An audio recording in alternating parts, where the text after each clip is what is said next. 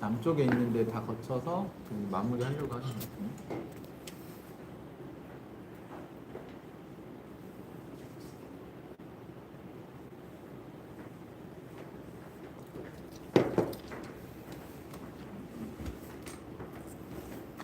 시작했나요? 네, 시작하겠습니다. 안녕하세요. 링크 방금 아직 아무도 안 들었어요. 네.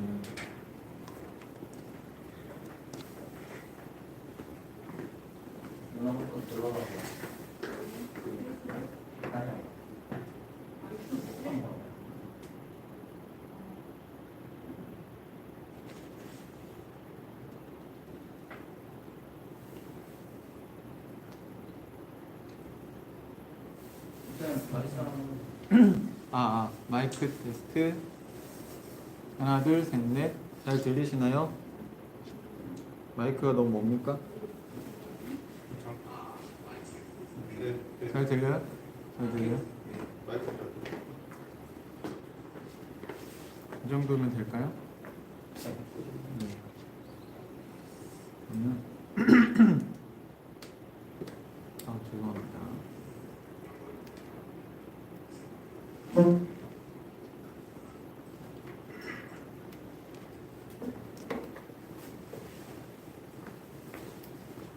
다섯 명 시작하셔도 되고. 메리 크리스마스. 메리 크리스마스. 네. 다들 잘 지내셨어요? 오늘 2020년 우리 성탄절을 맞아서 같이 예배드렸으면 좋겠습니다. 우리 가족들하고 옆에 있는 사람들하고 같이 메리 크리스마스 한번 할까요? 메리 크리스마스. 메리 크리스마스. 은유. 메리 크리스마스. 안 들려. 네.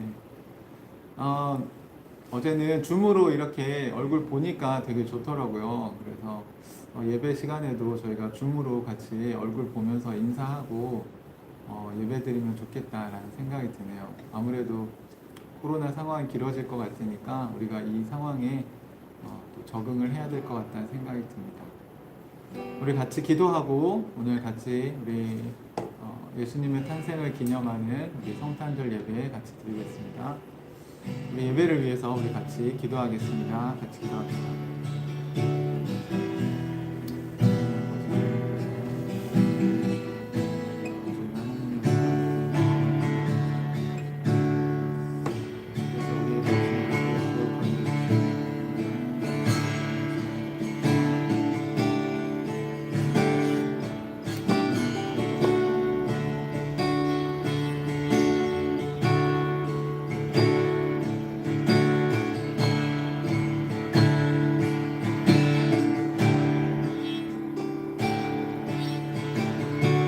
아버지, 오늘도 저희가 함께 하나님을 예배하기를 원합니다. 주님, 이 예배 가운데 임재하여 주셔서 우리가 드리는 이 예배를 받아주시옵소서. 예수님의 이름으로 기도드립니다. 아멘. 네, 근데 뭐 몇 명 없는데 이렇게 넓게 앉아 있어서. 네, 찬송가. 제가 여러분에게 그 단톡방에 보내드린 찬양 찬송가로는 새 찬송가 125장에 있는 천사들의 노래가 우리 찬양 함께 하나님께 드리겠습니다.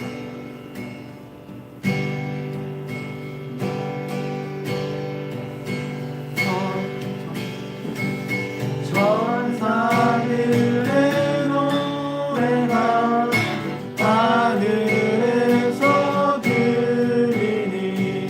산과 들에 깊어서 메아리처럼 울린다.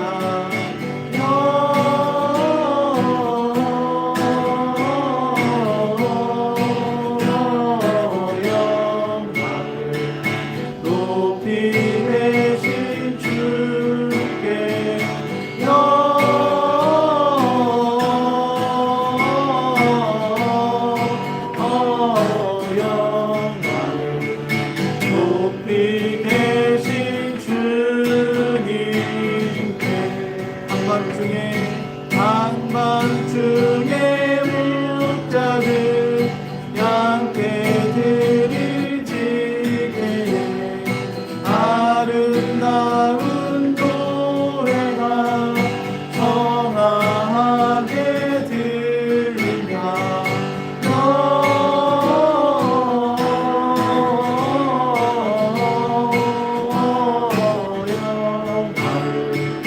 높이 계신 주께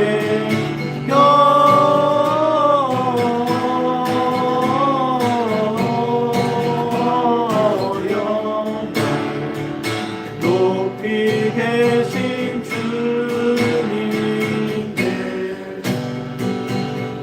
베들레헴 달려가 나시나기 예수께 불어 경배합시다. 환생하신 아기께 영광을 높이 계신 주께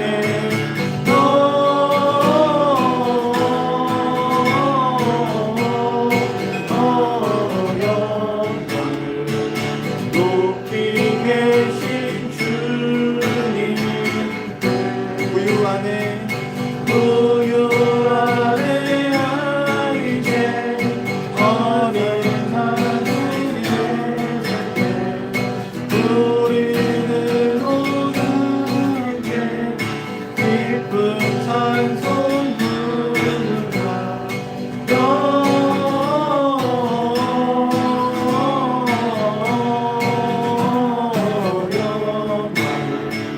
높이 계신 주께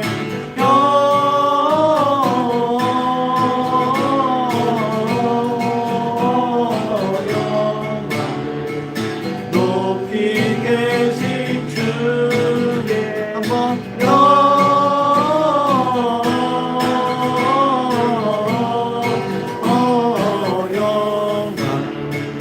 높이 계신 주께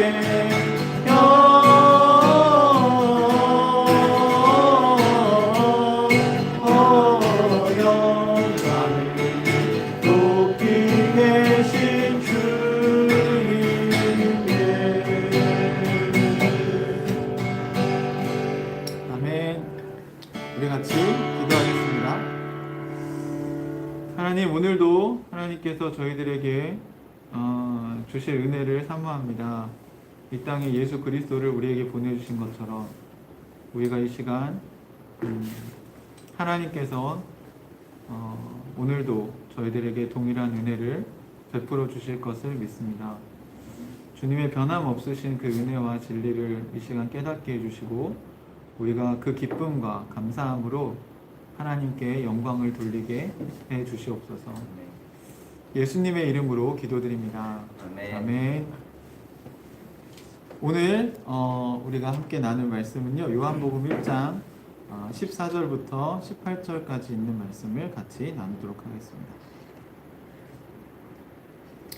네, 요한복음 1장 14절부터 18절까지 말씀을 우리 같이 보도록 하겠습니다.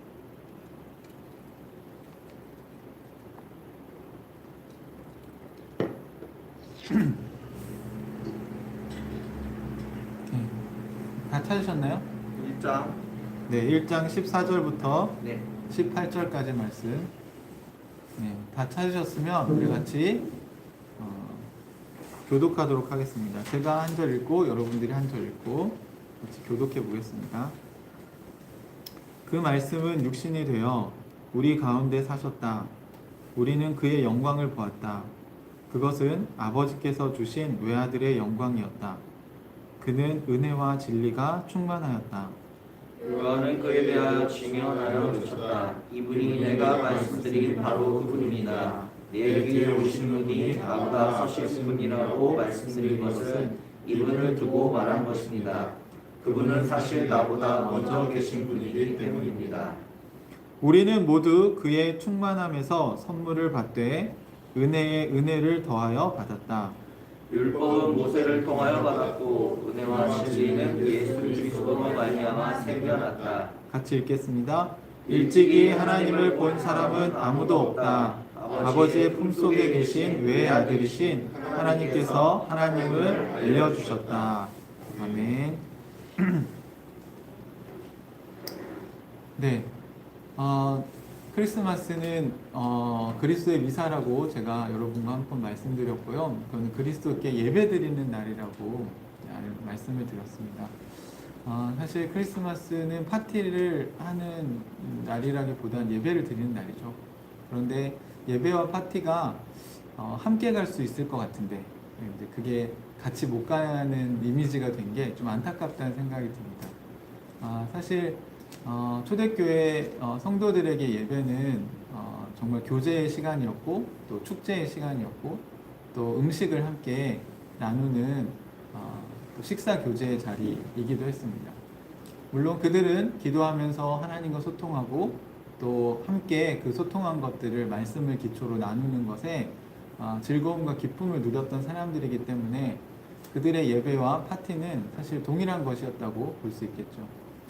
오늘날의 파티는 뭔가 술을 마시거나 아니면 게임을 하거나 재밌게 노는 것에 초점이 맞추어져 있습니다. 하나님과 아무 상관이 없기 때문에 파티는 왠지 하나님을 빼고 생각해야 될 것 같다는 이미지가 강한 것 같아요.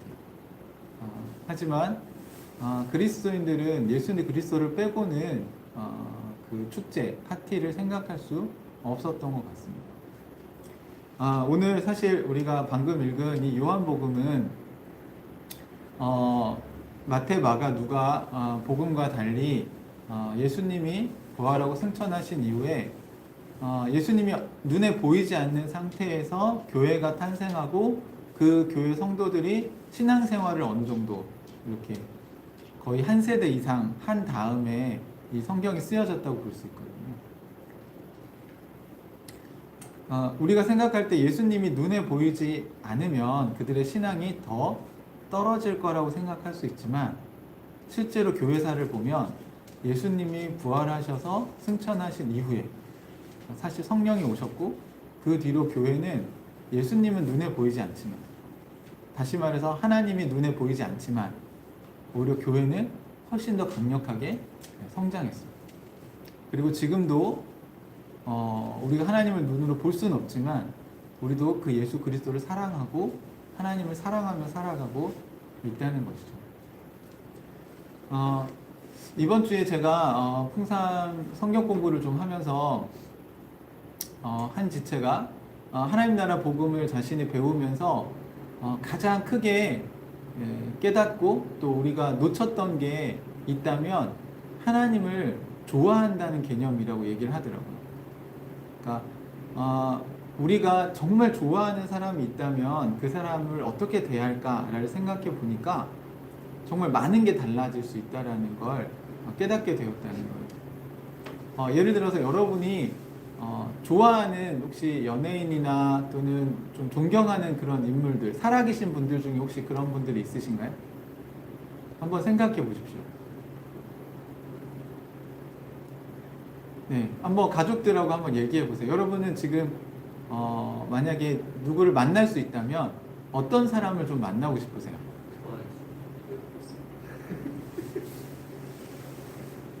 누구요?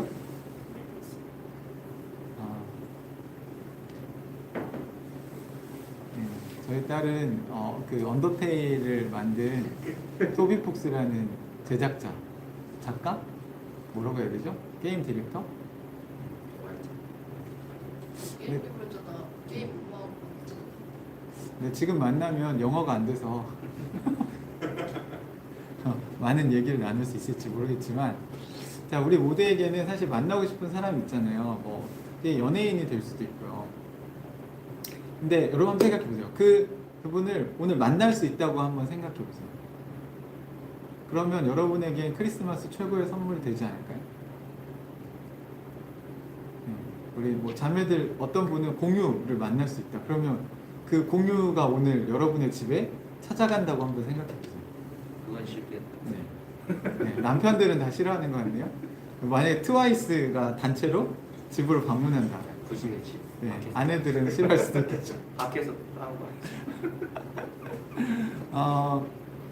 네, 여러분이 한번 진짜로 그 생각을 해보세요. 그러니까 예수님이 이 땅에 오신 게 사실 여러분이 방금 얘기한 그런 사람들이 여러분의 집에 찾아오는 것만큼 우리가 정말 너무 설레이고 너무 기쁘고 막 기대되고 그런 일인가?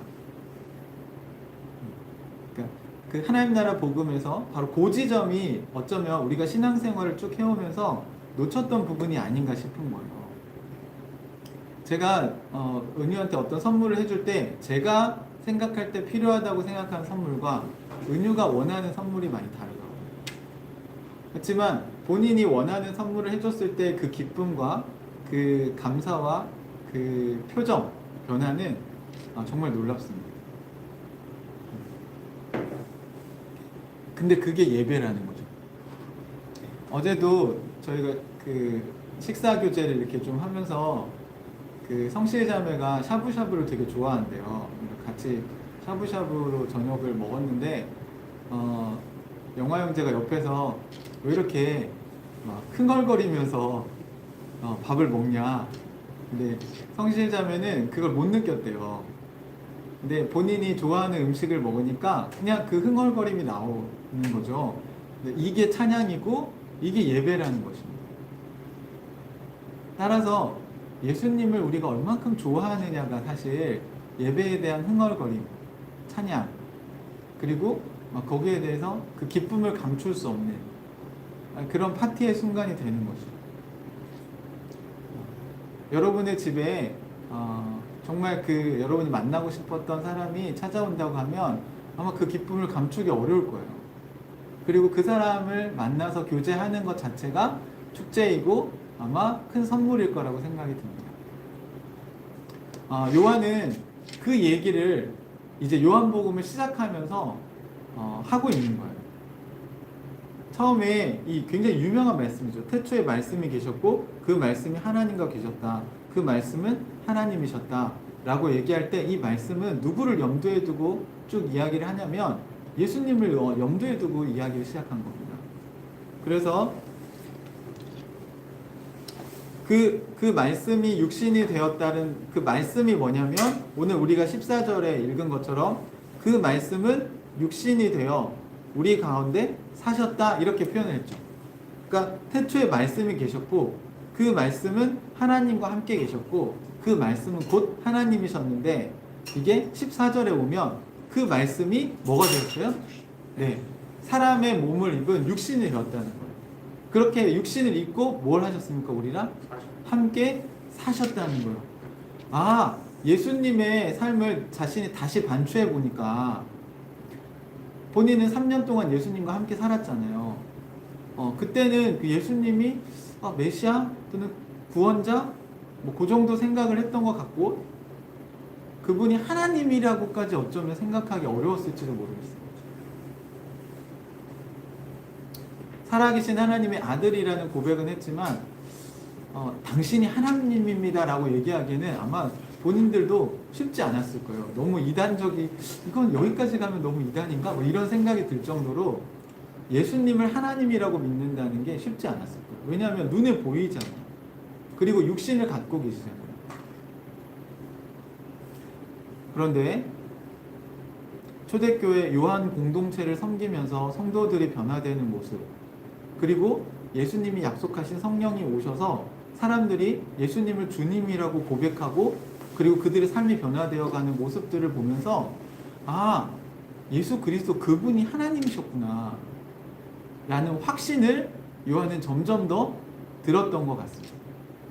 그리고 예수님에 대한 이야기를 하려면 어디서부터 시작을 해야 되냐면 아기 예수가 탄생하는 얘기부터 하는 게 아니고 태초에 창세기 1장 1절에 태초에 이 세상이 시작될 때부터 이야기를 해야 되는 거구나 라는 걸 깨달은 거죠. 그래서 요한복음은 특이하게 가장 나중에 쓰여진 복음서인데요. 요한복음은 태초에 말씀이 계셨다라고 시작을 하는 것입니다.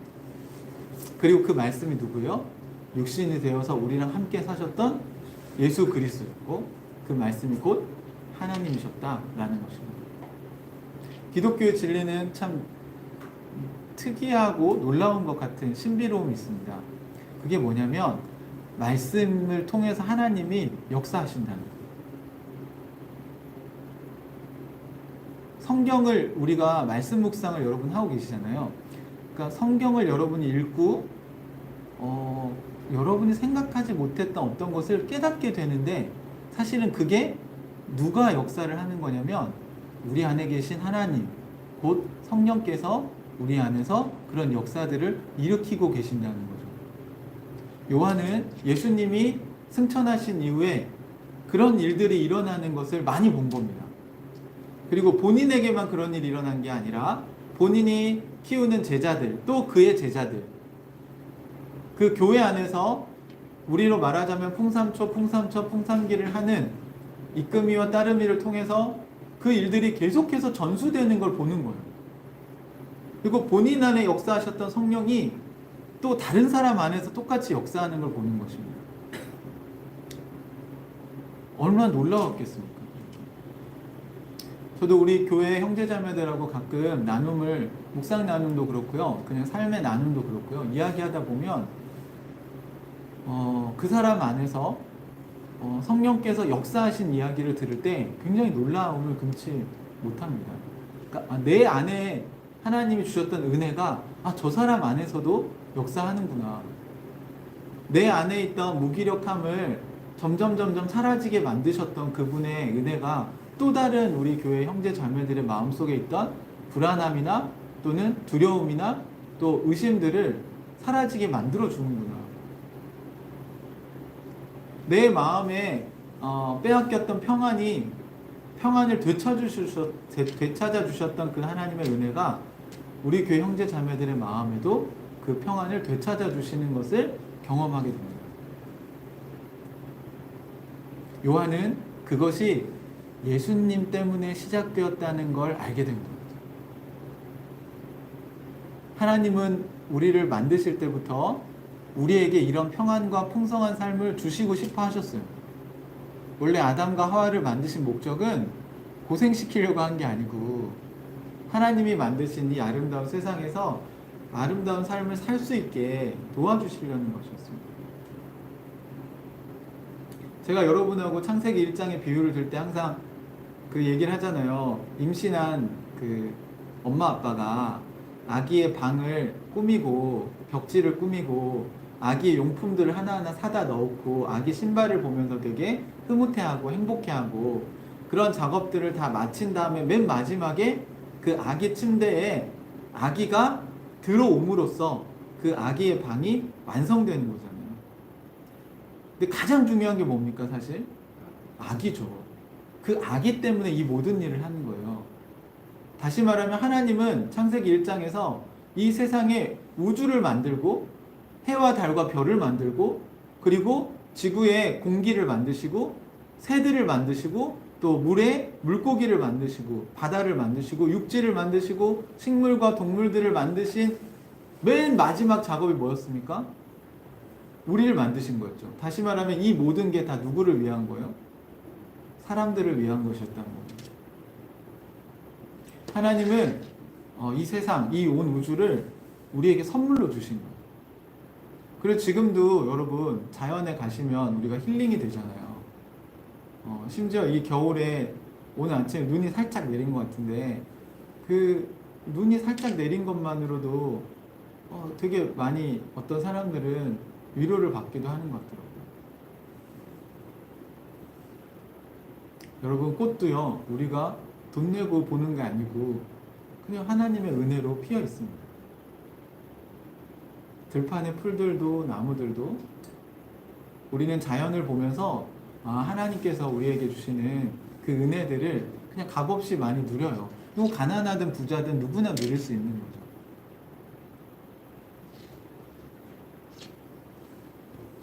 이런 것이 하나님이 우리에게 주신 선물이었다는 것입니다. 그런데 우리가 그 선물을 받고 그 선물을 오히려 망가뜨리는 일을 한 거죠. 아기들에게 뭐 장난감 줘보세요. 다 망가뜨리세요. 그림책 주면 다 찍고 어쩌면 그게 우리는 뭐 당연하다 이렇게 받아들일 수 있죠.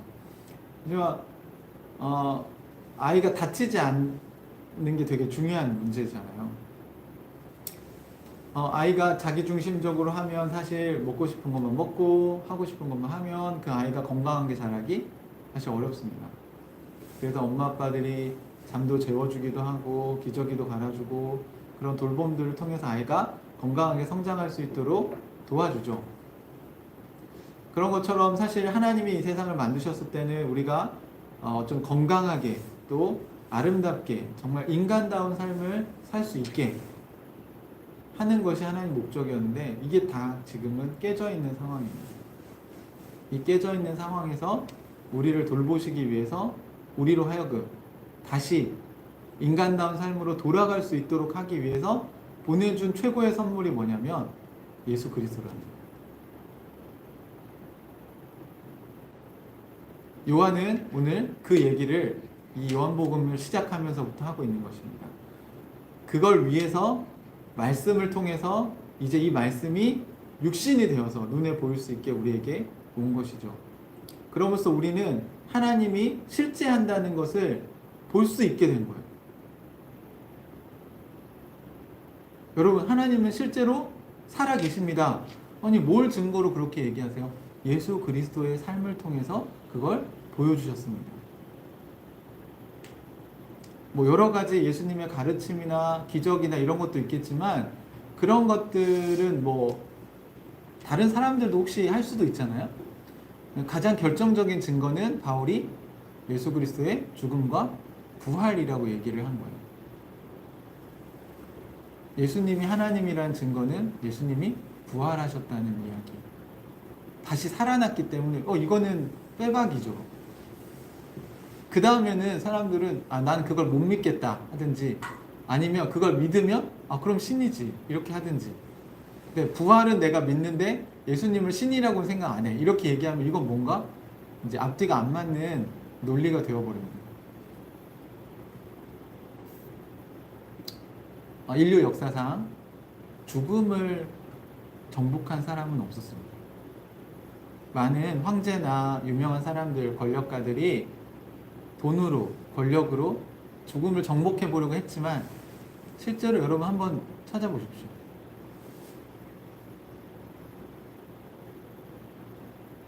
우리의 역사 속에 정말 수천, 수억, 수십억이 아닌 수천억 명의 사람들이 살다 갔지만 그 중에 죽음을 이겨낸 사람 누가 있습니까? 잠깐 기절했다 깨어나는 거 말고 영원히 살다가 하늘로 이렇게 올라간 사람이 있냐? 여러분, 기독교의 믿음은 아무 근거 없는 믿음이 아닙니다. 우린 맹신이 아니고요. 예수 그리스도의 생애를 기초로 일단 기독교란 신앙을 갖게 되는 것입니다. 그게 먼저 인정이 돼야 그 다음에 주님이 하신 말씀이 우리한테 영향을 미치기 시작하는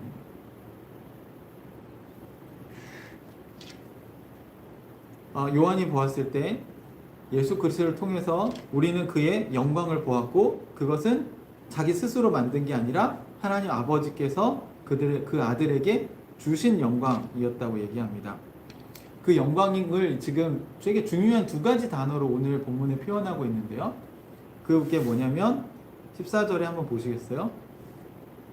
그 말씀은 육신이 되어 우리 가운데 사셨다. 우리는 그의 영광을 보았다. 그것은 아버지께서 주신 외아들의 영광이었다. 그는, 같이 읽어볼까요? 시작. 그는 은혜와 진리가 충만하였다. 이 이야기를 뒤에 다시 한 번 더 합니다. 17절에 가면 율법은 모세를 통하여 받았고 은혜와 진리는 예수 그리스도로 말미암아 생겨났다. 예수님이 왜 우리의 최고의 선물이냐면 첫 번째는 하나님의 은혜를 보여주었기 때문입니다. 은혜라고 하는 건 우리가 노력해서 뭔가를 얻어내는 게 아니죠. 은혜는 마치 선물과 같은 것입니다. 사실 내가 뭘 해서 받는 게 아니고요. 어떤 존재가 우리에게 그걸 선물로 값없이 줄 때 그걸 은혜라고 이야기를 하죠. 이번 주에 크리스마스라고 이렇게 자가방 격리 중인 집에 이렇게 선물을 배달한 산타. 그게 은혜 아닙니까? 착한 일 많이 해야 줘야 된다면, 주는 거라면 은혜가 아니죠, 그건. 은혜라고 하는 건 사실은 진짜 그 주는 사람이 그냥 값없이 주는 것입니다. 왜 그 은혜가 필요했냐면, 우리 힘으로는 하나님을 알 수도 없고 찾을 수도 없고 하나님과 교제할 수도 없기 때문입니다. 실존적으로 우리는 그냥 본능적으로 자기 중심적으로, 그래서 우리가 하고 싶은 거를 우리도 모르는 사이에 막 해요. 우리는 하나님을 찾지도 않고 그래서 하나님과 상의하는 거 별로 안 좋아해요. 심지어는 여러분에게 좋은 멘토들이 있어도 귀찮아서 안 찾아가든, 아니면 여러분이 원하는 대로 답을 해주지 않을 것 같아서 안 찾아가든, 때로는 이미 답을 알고 있어서 찾아가면 분명히 이렇게 하라고 할 거야. 근데 나 그렇게 하기 싫으니까 안 찾아가는 경우들 많이 있죠. 하지만 여러분 그렇게 하면 여러분이 손해예요. 여러분 이거를 전문가라고 잘 생각을 해보세요. 제가 여러분에게 많은 예를 들어드리잖아요. 여러분 아픈데 의사를 안 찾아가고 자기 소견에 오른 대로 치료를 하면 어떻게 될까요? 죽을 수도 있어요. 군대에서는 조그만 상처가 나도 잘 씻지 못하니까 봉화지겸이라는 되게 심각한 병으로 그 발전을 하거든요. 그냥 의무대 찾아가서 소독만 잘해도 나을 수 있는 병이에요. 빨간 약만 잘 바르고 알코올 소독만 잘해도 나을 수 있는 쉬운 병인데, 그 긁힌 상처 하나가 그냥 놔두면요, 여러분 그게 심각한 염증으로 발전해서 사실 뼈까지 전이될 수도 있어요. 그리고 생각해 보세요. 처음에 찰과상 입었을 때 치료하는 거는 쉽지만, 여러분 그때 안 찾아가면 뼈까지 전이 된 다음에 가면 어떻게 될까요? 이제 뼈를 긁어내는 수술까지 해야 돼요. 얼마나 힘들까요? 하나님께서는 우리에게 예수 그리스도라는 은혜의 선물을 주셨는데, 많은 사람들이 아직도 그걸 은혜로 생각을 잘 못하는 것 같아요. 본인이 원하는 선물, 예를 들면 돈을 주시든지, 아이돌을 보내주시든지, 아니면 내가 좋아하는 뭔가를 해주시기를 바라지, 하나님께서 정말 우리에게 필요한 것, 그러니까 인간이 자기중심적인 그 병에 걸려서 그 병을 치유해야 되는데, 예수님이 오시지 않으면 그 병을 치유할 수가 없다는 사실을 아셨기 때문에, 주님은, 하나님은 그거를 우리에게 선물로 보내셔서 그게 바뀌기를 원하셨던 거죠. 인류 역사에서, 이 인류 역사에 우리 인간들의 사회 속에 많은 문제들이 실제로 있지 않습니까? 여러분 우리가 살아가는 세상이 되게 살기 힘든 세상이잖아요. 이거를 바꿔보려고 수많은 철학자와 사회학자들이 노력하지 않았겠어요? 지금도 하고 있고요. 여러분 마르크스가 사회주의 사상을 이야기할 때 정말 이상적인 얘기를 했어요. 우리가 같이 열심히 일해서 같이 열심히 농사를 짓고, 그리고 그거를 같이 공정하게 나누어서 살면 얼마나 좋은 공동체가 되고 좋은 사회가 되겠냐. 그런데 실제로 이걸 실행에 옮겨보니까 어떤 일이 일어납니까? 농사를 지을 때 똑같이 보상을 받으면요, 원래 힘센 사람들은 일을 좀 더 많이 할 수 있거든요. 근데 할까요, 안 할까요? 안 하죠. 그러니까 인간의 그 자기중심성이라는 게 바뀌지 않으면 아무리 이런 공동체 사상이 좋아도요, 그 이데올로기를 따라서 살지 않아요. 그래서 마르크스가 무슨 얘기를 했냐면 나중엔 새로운 인간이 필요하다, 이런 얘기를 했어요. 신인류. 그런데 그 새로운 인간을 어떻게 만들 수 있는지는 방법을 찾을 수가 없었던 거죠. 본인 마음도 바꿀 수가 없는데. 여러분, 신인류는 성경에서 얘기하는 거예요. 한 세 사람. 성경이 이미 있는 개념이에요. 마르크스보다 훨씬 더 이전에 1세기에 이미 이 신인류에 대한 얘기를 이미 성경에 했어요. 여러분이 잘 아시는 구절도 있잖아요. 이전 것은 지나갔으니 보라, 새로운 피조물이다. 그게 어떻게 가능해진다고요? 주인이 바뀌어야 가능해지는 겁니다. 내가 주인인데 어떻게 이게 바뀔 수 있습니까? 그 똑같은 거죠. 예수님이 주인이 되셔야 야, 너가 이웃을 내 몸같이 사랑해야 되지 않겠니? 그래서 내가 조금 더 일을 해서 다른 사람들이 쌀을 더 많이 이렇게 가져갈 수 있다면 나 너무 보람 있다. 왜 그 보람이 생깁니까? 하나님 때문에 생겨요. 왜? 하나님이 칭찬하시거든요. 너무 잘했어 너. 근데 이 칭찬이 없는데 누가 헌신합니까? 쌀을 더 많이 가져오고 돈을 더 많이 가져와야, 내가 노력한 만큼 가져와야 거기서 보상을 받는 게 세상의 이치잖아요. 그런데 어떻게 나눠줘요 이거를? 내가 열심히 번 돈을 나눠줘요 그냥 은혜로? 그러려면 여러분 우리가 먼저 그 은혜를 경험했어야 그 일이 가능해지는 겁니다. 저는 우리 교회 지체들이 이렇게 나눔을 하는 것들을 볼 때 그 하나님의 은혜를 우리가 경험했을 때 그 나눔이라는 게 기쁨으로 가능하다고 생각이 들어요. 요한은 예수님을 보면서 은혜를 생각했습니다. 하나님의 은혜가 이렇게 크구나. 그리고 말로만 은혜 한 게 아니라 실제로 독생자를 우리에게, 자기 아들을 보내셔서 우리를 위해서 죽이신 거구나 라는 거를 깨달은 것입니다. 여러분 실제로 그런 일이 일어났다면 여러분이 그 은혜를 베푸신 분에 대해서 되게 감사하지 않겠습니까?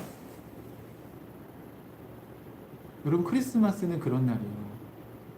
우리는 아기 예수를 보면서 하나님의 은혜를 기억해야 합니다. 하나님이 주신 최고의 선물. 또 두 번째 개념으로 성육신하신 예수 그리스도를 보면서 요한은 진리가 충만했다고 얘기합니다. 진리라는 건 뭘까요? 예수님이 오심으로써 어떤 진리가 우리에게 선명해진 걸까요? 이 역시 왜 태초로 돌아갔는지 생각해 보시면 알게 됩니다. 하나님의 은혜로 아기 예수님이 오셨다는 거 이해되셨죠? 이게 우리에게 주어진 최고의 선물이라는 거예요. 그럼 예수님이 오심으로써 이 땅엔 진리라고 하는 게 선명해집니다.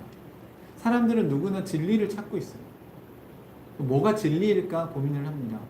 그런데 여러분 성경은 그 진리가 뭐라고 얘기를 한 거냐면 아담과 하와를 에덴 동산에 두시고 하나님이 선악을 알게 하는 나무의 열매를 이야기하시죠.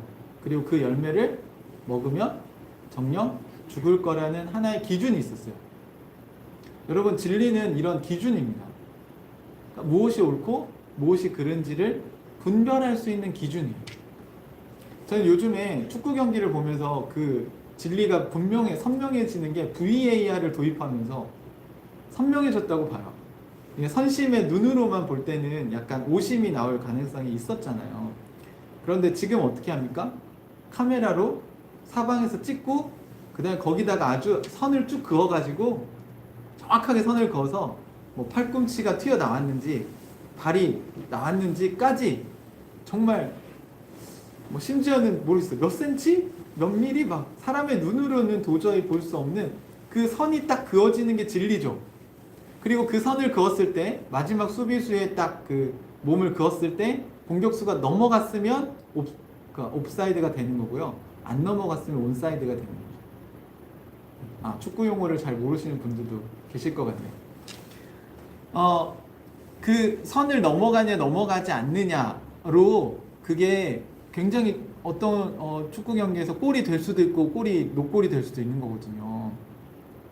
굉장히 중요한 요소입니다. 그리고 핸드볼 파울, 축구 경기에서는 손에 공이 닿으면 안 되는데 이것도 요즘에 어떻게 해요? 너무 순식간에 지나갔지만 카메라를 돌려서 경기 중에라도 심판한테 모니터링 하고 있는 심판들이 얘기를 해줘요. 이거 확인하셔야 될 것 같습니다. 그러면 경기를 멈추고 주심이 가서 확인을 합니다. 그리고 만약에 핸드볼일 경우에는 페널티킥을 주기도 하고 경기가 완전히 달라집니다. 진리가 축구 경기에 도입됐어요. 그래서 이제는 심판을 속일 수 있는 여지가 확 줄어들었습니다. 그리고 그걸 보고 있는 팬들, 청중들도 그 VAR 판정을 보고 우리가 진리가 선명하다라고 판단을 합니다. 카메라 기술이 도입되면서부터 이제 이런 것들이 더 명확해진 거죠. 사실 이 세상에 지금 CCTV가 막 도입되면서 범죄에 대해서 이제 더 명확하게 이 카메라로 기록을 남기고 그걸 가지고 수사를 많이 하고 있잖아요. 뭐 범인들 찾기도 하고요. 이런 것들이 이제 공의를 우리가 실현하기 위한 진리의 기준이 명확해지는 거죠. 여러분, 예수님이 이 땅에 오셨기 때문에 이제는 더 이상 하나님이 살아계시냐 살아계시지 않느냐를 증명할 필요가 없어졌어요.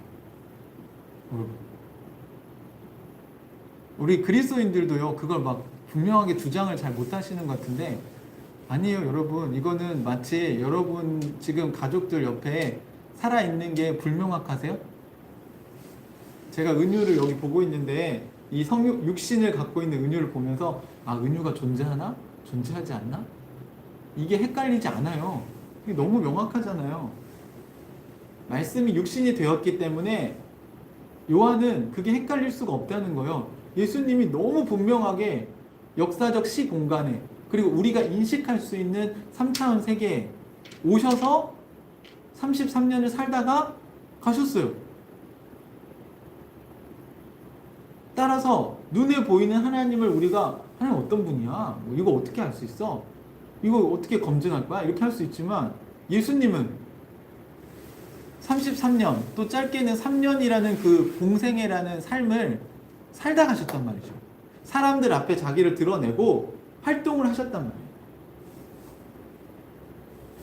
그렇기 때문에 이제 진리라는 게 무엇인지 검증할 수 있고 평가할 수 있는 기준이 명확해진 거죠. 여러분, 이순신 장군이 살다 갔습니까? 안 살다 갔습니까? 살다 갔죠. 그럼 우리나라에 살았으니까 외국 사람들은 모를 거 아니에요. 사실 우리도 사실 몰라요. 우리도 안 봤으니까. 하지만 이순신 장군이 거북선을 만들었다는 거에 대해서 의심을 하나요? 우리 의심하지 않잖아요. 대부분 그것을 진리로 받아들입니다. 여러분, 예수님이 십자가에 죽으시고 부활하셨다는 사실은 진리입니다. 뭐 그거를 어떤 사람들은 못 믿을 수도 있겠죠. 저도 이순신 장군이 거북선을 만들었다는 거 나는 못 믿겠는데 이렇게 할 수 있어요.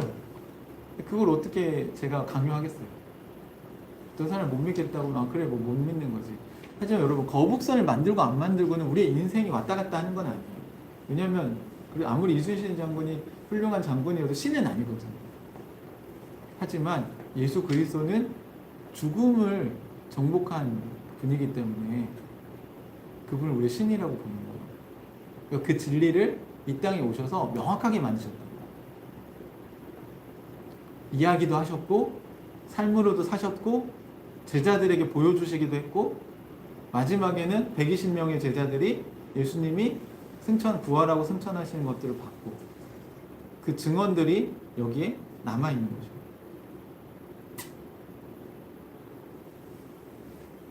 그래서 이제는 예수님에 대해서 여러분 들었잖아요. 듣고 나서 안 믿을 수도 있어요.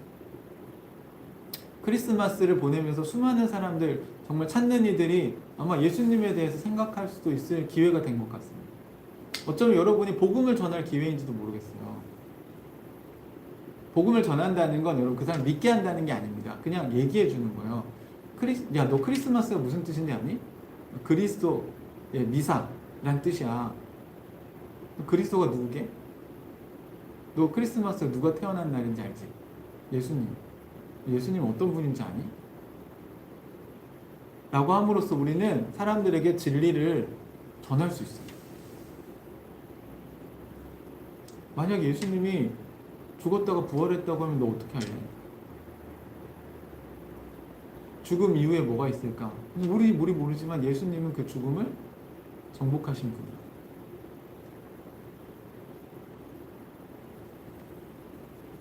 그래서 사실은 여러분 마태, 마가, 누가, 뭐 요한복음 우리 이렇게 부르지만 영어로는 마태, 누가, 뭐 요한 이렇게 사람 이름만 있는 거 아시죠? 사실은 그들이 기록한 예수 그리스도의 삶입니다. 근데 왜 기록했을까요? 이게 진리이기 때문에 그들은 이 증인으로서 이거를 후대에 기록으로 남겨서 전달해야 될 책임을 느꼈기 때문입니다.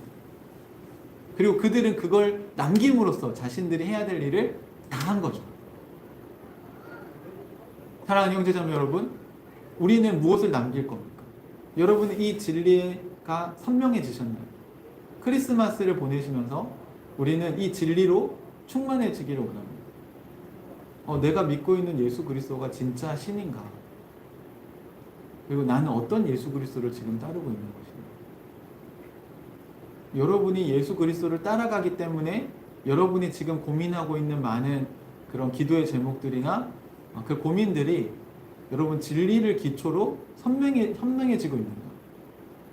내가 원하는 것과 주님이 원하시는 것이 함께 가고 있는지, 아니면 나는 원하지만 주님은 원하시지 않는 거라면 우리가 그것을 빨리 바꾸는 것이 여러분에게 지혜로운 선택이 될 거라는 것입니다. 여러분 마음의 병도요 오래되면요 치료하기 힘들어져요.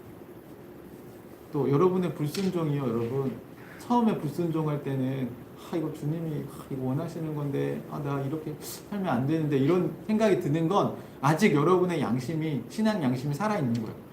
그럼 그때 바꾸셔야 돼요. 시간이 지나면 어떻게 되는지 아세요? 무감각해져요, 여러분. 그거 진짜 심각한 거. 이제 말씀을 보기 싫어져요. 기도가 하기 싫어져요, 여러분. 예배를 드리고 싶지 않아집니다. 그리고 예배 안 드리는 게 여러분 이제 무감각해져요. 예배 안 드리는 게 여러분에게 더 편하고 좋은 게 되어버려요. 여러분 예배의 기쁨이 상실되었다면 여러분 영적으로 굉장히 심각한 상태에 있는 겁니다. 어쩌면 이 크리스마스가 1년에 한 번이지만 이날을 기념하면서 성도들에겐 어쩌면 좋은 선물, 좋은 기회, 좋은 회복의 시간이 저는 될 수 있을 거라고 봅니다.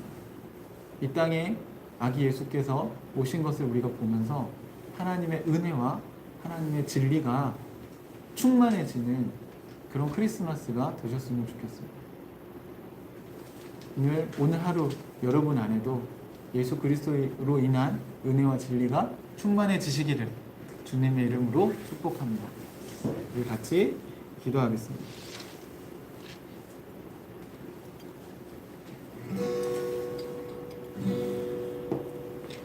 하나님을 본 사람은 아무도 없었지만 예수 그리스도를 봤기 때문에 나는 하나님을 보았다고 이렇게 얘기합니다. 여러분 이제 우리는 예수 그리스도를 볼 수 없지만 예수 그리스도의 삶을 기록한 말씀이 우리에게 있고 또 그것을 깨닫게 도와주시는 성령 하나님이 지금 현재 우리와 함께하고 계십니다. 오늘 크리스마스를 우리가 지나면서 우리 안에 하나님의 은혜와 예수 그리스도로 인한 진리가 선명한 삶을 살고 있는지 돌아보고, 하나님 우리에게 선물로 주셨는데 우리가 그 선물을 잘 마음껏 누리면서 풍성한 삶을 살고 있는지 우리 자신을 돌아보고, 또 그런 삶을 여러분이 조금 더 누릴 수 있는 삶으로 나아가기를 함께 기도했으면 좋겠습니다. 우리 잠깐 같이 기도하는 시간 갖겠습니다. 기도하겠습니다. 하나님, 우리가 하나님의 은혜로 여기까지 왔습니다. 크리스마스 예배를 함께 드리면서 요한이 보았던 은혜와 진리가 충만한 그 예수 그리스도의 모습 하나님 우리가 기억하게 도와주시옵소서. 오 주님, 우리가 그냥 먹고 마시고 노는 그런 즐거움이 아니라 진리가 살아서 역사하고 하나님의 은혜가 우리 가운데 넘치는 그런 크리스마스가 되게 하여 주시옵소서. 주님, 우리에게도 요한이 경험한 그 예수 그리스도의 은혜가 임하게 성령께서 우리와 함께 하시는 것을 기뻐하고 즐거워하고 살아갈 수 있도록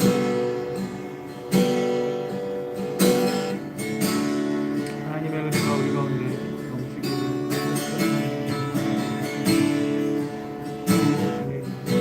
오 주님, 주님의 은혜를 또 주님의 진리를 선포하시옵소서.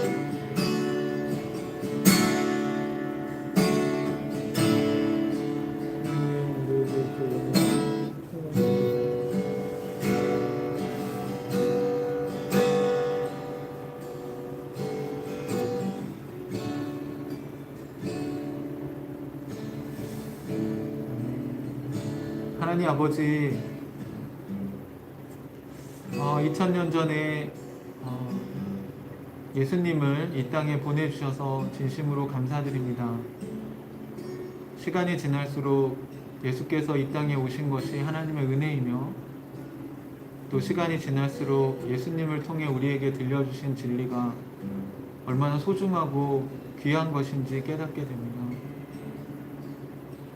크리스마스를 맞아서 말씀이 육신이 되어 이 땅에 살다 가게 해주신 하나님께 감사와 찬양과 경배를 드립니다.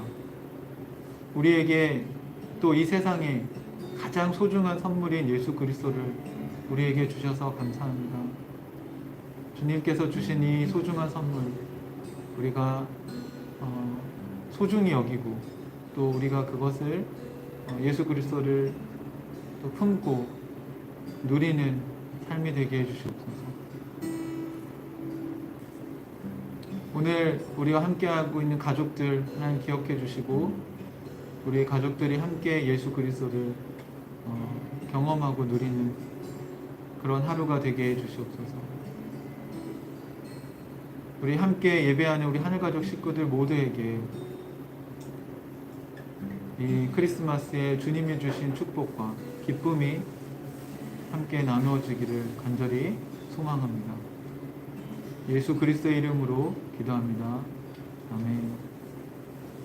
우리 주님께 우리 찬양 드리겠습니다. 우리에게 예수 그리스도를 선물로 보내주신 하나님께 우리가 이 시간에 같이 찬양으로 예배합시다. 기쁘다 구주 오셨네. 우리 같이 한번 하나님께 드리겠습니다.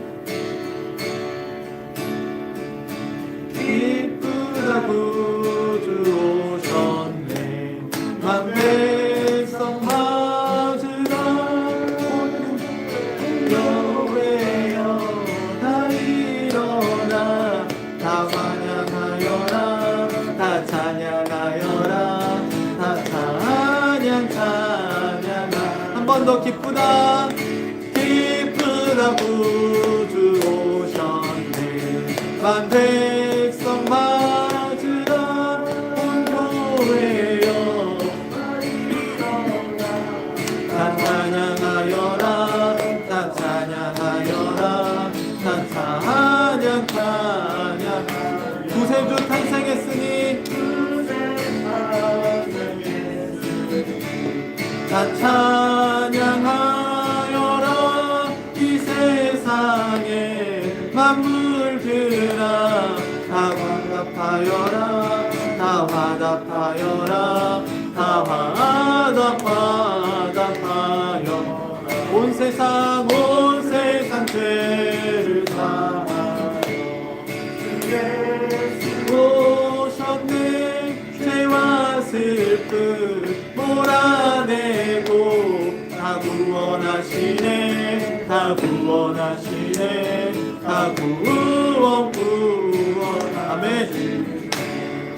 은혜와 진리 되신 주 다 주관하시니 만국 백성 구주 앞에 다 경배하여라. 다 경배하여라. 다 경배 4절 한번 갑시다.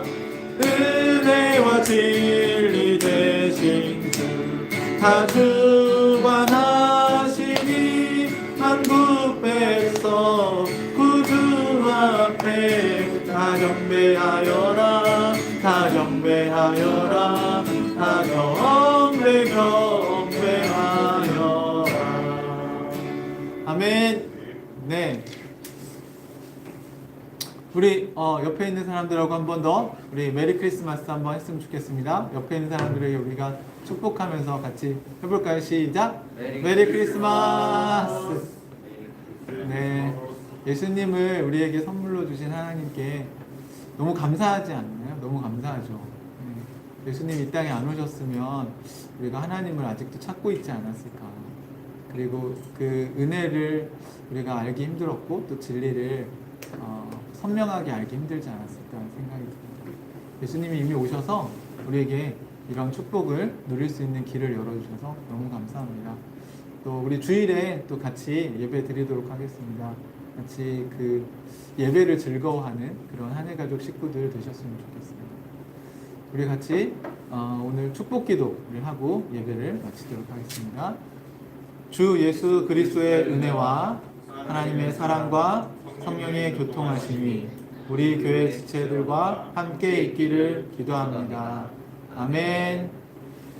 네, 예배 마쳤고요. 어제 우리 막 나눔하고 싶고 저도 올리고 싶었는데 제가 저희 집이 아니어가지고 못 올렸는데요.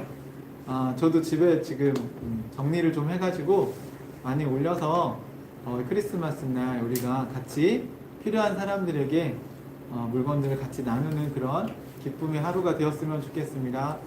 메리 크리스마스. 메리 크리스마스. 네, 마쳤습니까?